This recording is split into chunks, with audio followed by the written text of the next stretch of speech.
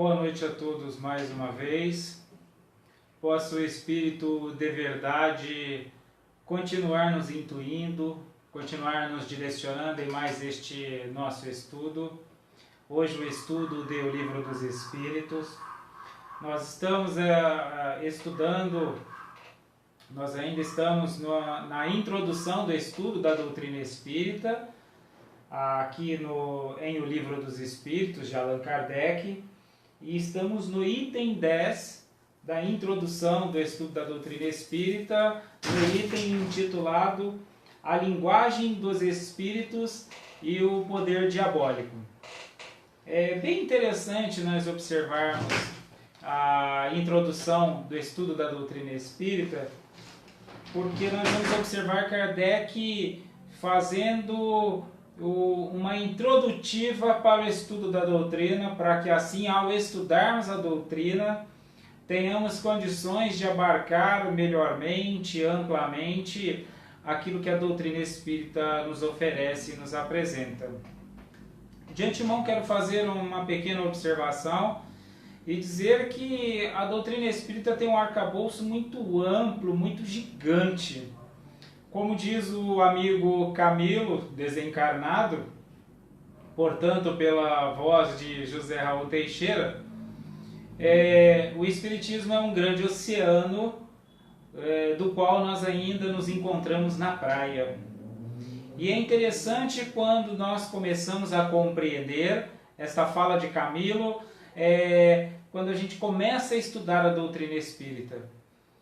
A doutrina espírita, quando nós começamos a estudar, a aprofundar, começa a ser desenvolvido em nós uma noção onde a impressão que nós vamos tendo não é que nosso conhecimento está ampliando-se, vai ampliando-se o conhecimento acerca do que temos por aprender. E aparentemente, paradoxalmente, nós vamos aprendendo o quanto nós ainda não sabemos de doutrina espírita. Quando nós começamos a estudar doutrina espírita de verdade, nós vamos começar a aprender o que nós não sabemos. E isso é muito interessante. Observe que eu não estou dizendo que nós vamos aprendendo o que nós não sabemos e passamos a saber. Nós vamos passando a saber o quanto a gente ignora. Por isso que nós vamos entender que em O Evangelho segundo o Espiritismo, no resumo da doutrina socrática e platônica, Allan Kardec vai reiterar o que Sócrates disse, que o real saber consiste na consciência do que ignoro. Ou seja, o real saber, a real sabedoria é a conscientização daquilo que nós ignoramos. E por que estou fazendo esta pequena observação? Porque é importante, ao estudarmos a doutrina espírita, observar o quanto Allan Kardec desbrava pelo desconhecido. Ou seja, ele não tem nenhuma intenção de robustecer tudo aquilo que já existira até então. E sim apresentar uma nova forma, uma nova metodologia de desenvolvimento de aprendizagem. O Espiritismo é algo completamente novo e por isso Allan Kardec chama o Espiritismo de nova ciência, ou seja, é algo completamente novo. E não aquilo que traz informações novas, mas aquilo que de uma nova forma, com uma nova metodologia, busca desenvolver a aprendizagem, desenvolver o saber e assim então autoconhecer, né? Autoconhecermos-nos, embora isso talvez seja um neoplasmo, né? Autoconhecer a si mesmo. Bom, estou fazendo esta observação porque aqui Allan Kardec vai falar de uma coisa muito simples, mas o que eu estou chamando a atenção aqui é para o que isso embasa, o quanto isso vai embasar depois acerca do conhecimento da doutrina espírita e de nossa compreensão acerca do Espiritismo. Eu vou ler alguns trechos e vou comentando. Entre as objeções, algumas são mais ponderáveis, pelo menos na aparência, porque baseiam-se na observação de pessoas sérias. Uma dessas observações refere-se à linguagem de certos espíritos, que não parece digna de elevação atribuída aos seres sobrenaturais. Se quisermos reportar-nos ao resumo da doutrina, atrás apresentado, veremos que os próprios espíritos ensinam que não são iguais em conhecimentos nem em qualidades morais e que não se deve tomar ao pé da letra tudo o que dizem. Então, uma observação muito interessante de Allan Kardec é que ele próprio diz que os espíritos dizem que eles não são iguais em alguns atributos, né?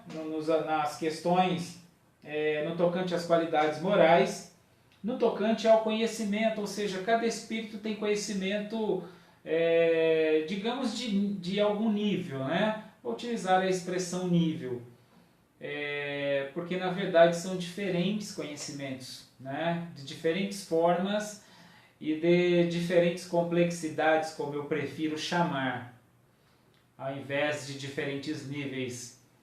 Porque quando nós começamos a perceber essa distinção entre complexidade, nós vamos entender uma questão em O Livro dos Espíritos, quando Allan Kardec pergunta aos espíritos, né, o que é a felicidade, né? E os espíritos respondem que é a compreensão, ou seja, é a compreensão que leva-nos à felicidade.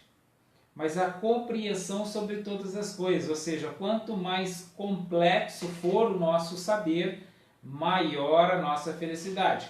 Observe bem que eu sempre dissocio saber de conhecimento. Conhecimento não é saber. Conhecimento é informação armazenada na memória, no intelecto cognitivo, no entanto, não implicando no saber. O saber é aquele conhecimento que foi importado, que se tornou uma vivência existencial, se tornou uma sabedoria para aquele que sabe, né? Lembrando mais uma vez essa distinção. Então, o que ocorre? Quando o espírito tem complexidade, né, um saber, um conhecimento e um saber mais ou menos complexo, isso vai diferenciar muito um do outro, porque um vai enxergar uma coisa que para ele é uma verdade, e de fato é uma verdade, com base no conhecimento que ele tem, com base na forma que ele consegue interassociar as coisas, ou seja, ler as coisas em seu entorno e com isso então oferecer-nos, né, a sua própria visão de mundo. Então Allan Kardec observa, cada um tem um nível, né, cada um tem uma qualidade moral, ou seja, cada um tem uma intenção também, né, e tem um conhecimento. Continuando aqui. Cabe às pessoas sensatas separar o bom do mal. Então o que Allan Kardec está dizendo aqui é para que utilizemos da sensatez, né, para fazermos esta avaliação, ou seja, utilizar do nosso saber, né, e contrabalancear aquilo que os espíritos nos dizem. Logo, o que Allan Kardec está dizendo é para que nunca abremos mão de nosso julgamento, de nosso discernimento diante daquilo que chega-nos, né? Isso é uma coisa muito interessante e é uma observação muito importante para desenvolvermos a nossa aprendizagem. Nunca abrir mão do discernimento. Nunca pegar nada sem passar pelo crivo da razão.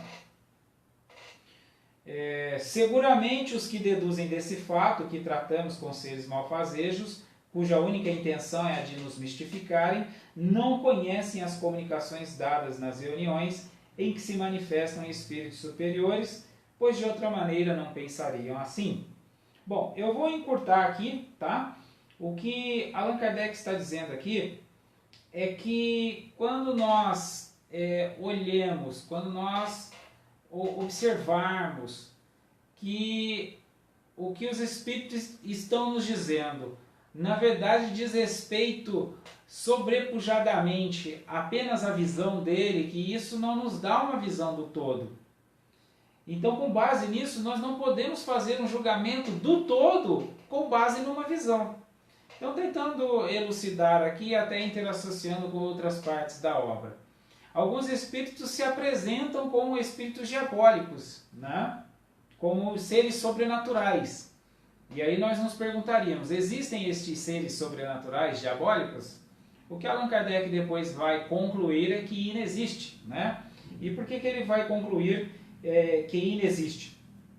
Porque ele diz que seria tão pouco lógico julgarmos um caráter de um povo, né? Pelo que é dito numa reunião de meia dúzia de pessoas desse povo. Ou seja, meia dúzia de pessoas do povo representa efetivamente o que meia dúzia pensa. Ponto final.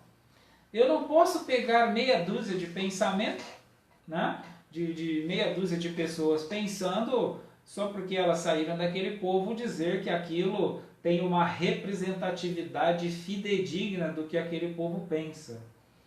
Eu sempre observo a importância de dissociarmos a individualidade da totalidade em nossas análises. Nós temos culturalmente estabelecido uma tendência natural a generalizações. Por exemplo, às vezes nós dissemos, a mulher é mais sensível do que o homem, né? A gente está fazendo uma generalização. Como assim a mulher é mais sensível que o homem? Joana, Sebastiana, Maria, Josefa, Filomena, todas são mais sensíveis que João, José, Mário, Silvio? Não, obviamente. O que a gente tenta dizer, quando nós dissemos isso, é que há um número maior de mulheres em relação aos homens que seriam mais sensíveis. Mas o fato é que isso não tem uma representatividade fidedigna a nenhuma mulher em específico, porque cada mulher é única. Logo, quando eu analisar, eu vou identificar uma unicidade, portanto, vou deparar-me com mulher mais sensível que João e mulher menos sensível do que João. Logo, a generalização é um pensamento do qual nós temos de ter muito cuidado. E quando nós quisermos fazer uma leitura de um todo, de uma totalidade, nós não podemos pegar a individualidade e tomá-la como uma representação fidedigna do todo. É o que Allan Kardec está dizendo aqui. Ou seja, esse cuidado do qual eu estou falando, que Allan Kardec elucida aqui na obra, é um cuidado que até hoje nós não temos, né? Inclusive, nós temos uma habilidade enorme de dividir o país em dois partidos, em dois grupos, como se todos resumissem a isso, né? E às vezes nós rotulamos, catalogamos sem termos a atenção a esta unicidade.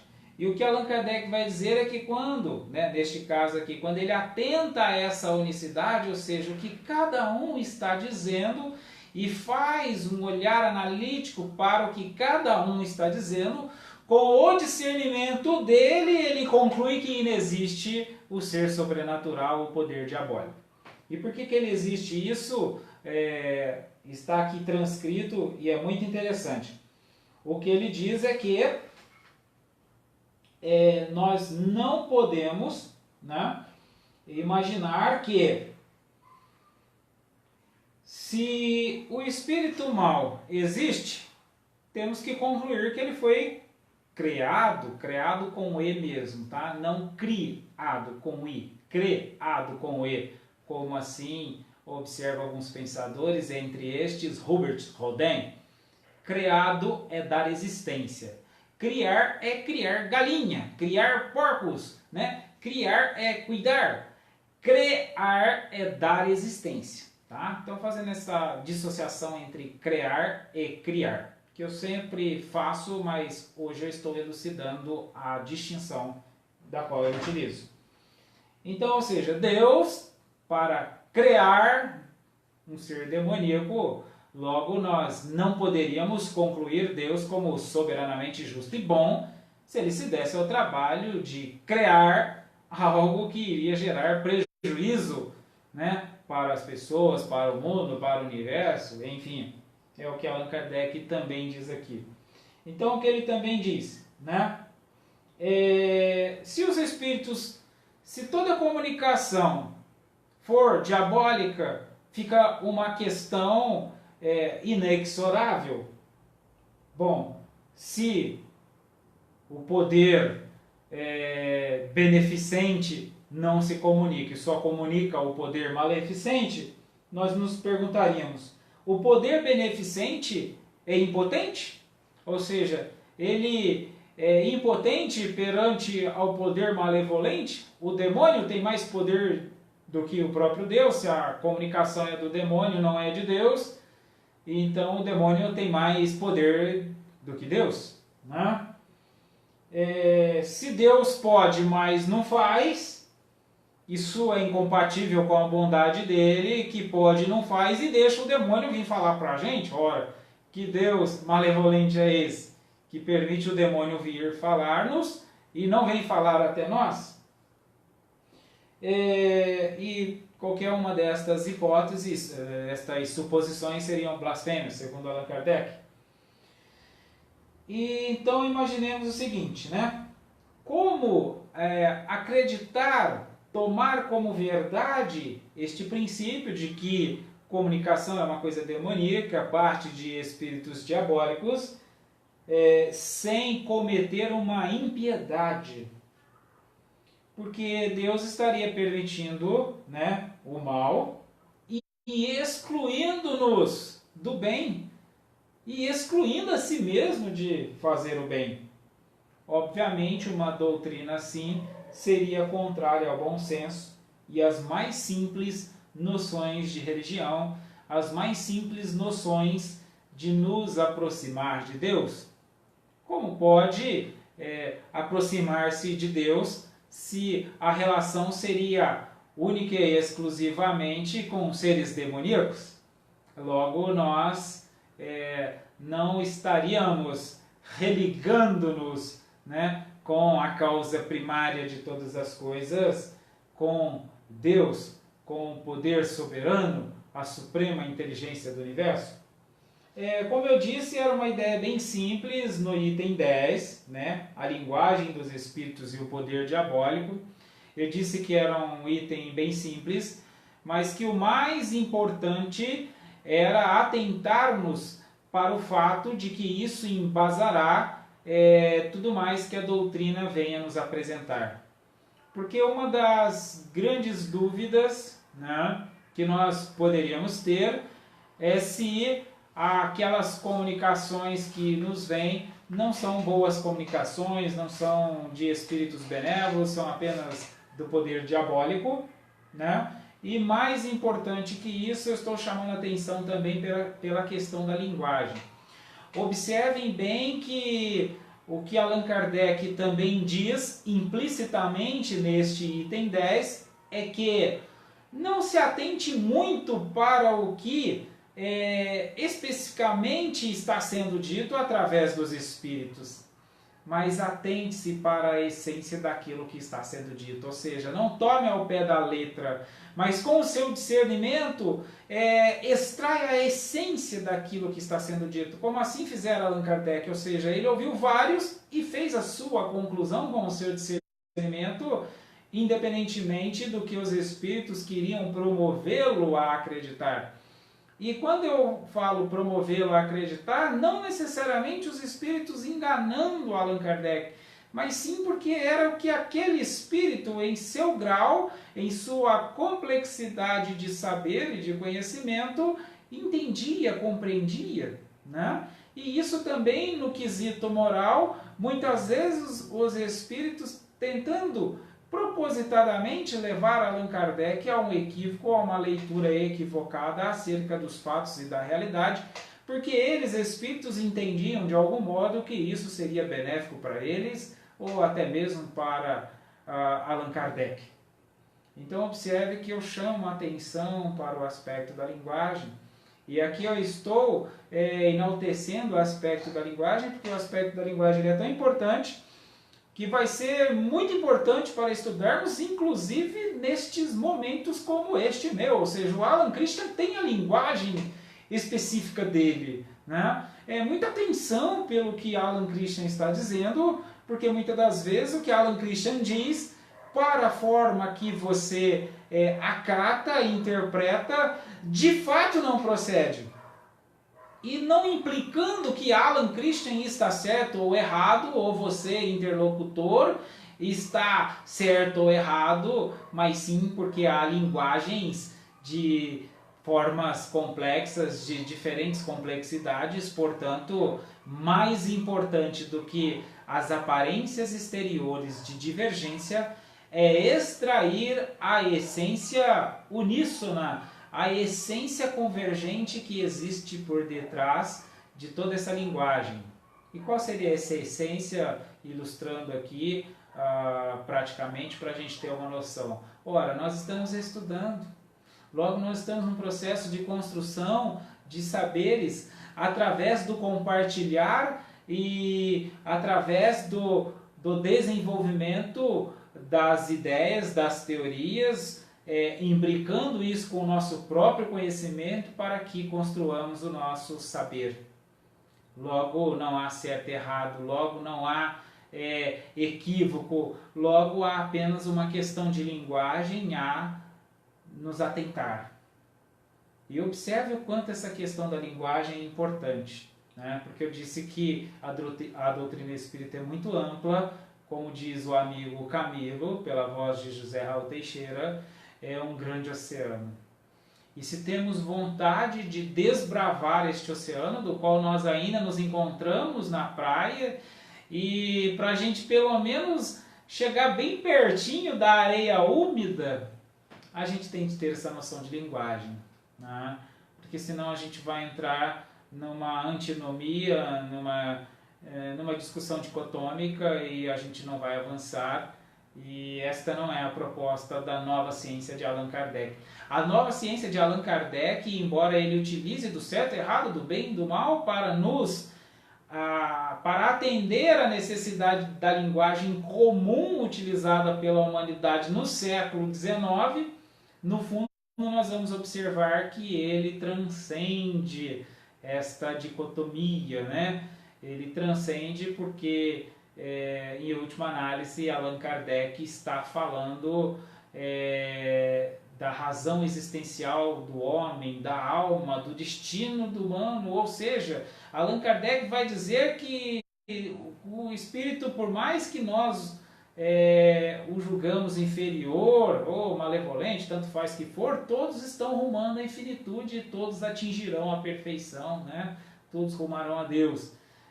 Logo, não tem ninguém certo e errado, tem cada um numa complexidade, num atual estado evolutivo, que a gente até utiliza essa noção de inferior e superior para a gente posicionar nosso pensamento. É como se nós fincássemos uma estaca, um ponto referencial para a partir daí raciocinarmos. Mas o que eu tenho trabalhado em nosso estudo, e aqui observo categoricamente, é que enfiar a estaca, ter um referencial, é avançar também com uma âncora, né?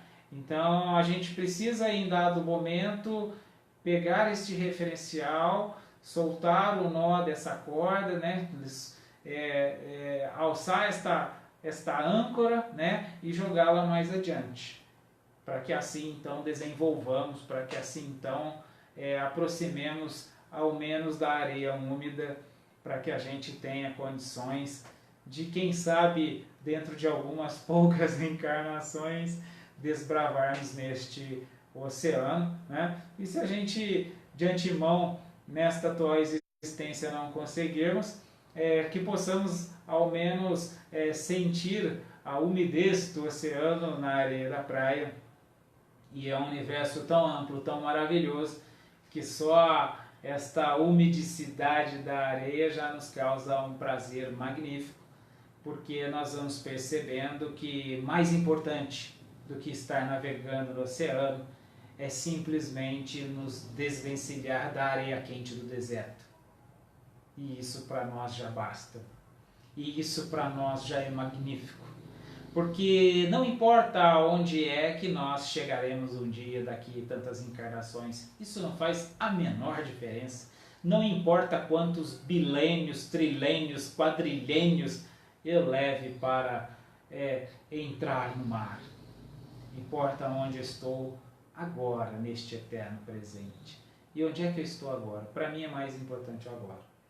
E é preparando este estudo do Livro dos Espíritos, ainda na introdução do estudo da doutrina espírita, que nós estamos enaltecendo esta questão, para que ao menos quando encerrarmos o estudo do Livro dos Espíritos, se assim a Força Suprema permitir, ou nós realizarmos de modo que façamos para que a força permita, nós sintamos esta umidez, esta suavidade deste oceano que nós estamos desbravando. Bom, o nosso objetivo aqui era este estudo breve, este estudo do Livro dos Espíritos, o item 10. Quero agradecer mais uma vez a presença, quem estiver assistindo, quem assistir posteriormente, né?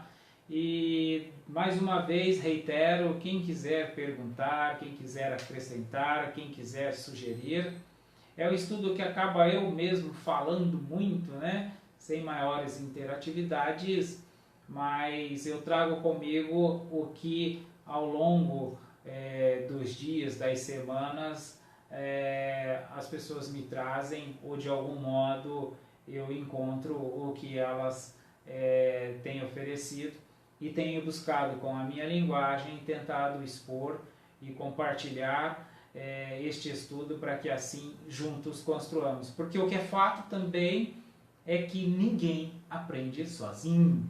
Como assim ninguém aprende sozinho? Não é só pegar e ler o Livro dos Espíritos e vai aprender? Não. Quando eu faço isso, eu vou adquirindo conhecimento, né? Eu vou adquirindo informações. Mas a mensuração dessas informações, elas só importarão, ou seja, serão introjetadas, interiorizadas, sentimentalizadas quando eu experienciar com outro ser humano minha imagem e semelhança. Meus amados amigos, meus amados irmãos, muito obrigado pela companhia de vocês. Um grande abraço e muita paz para nós todos.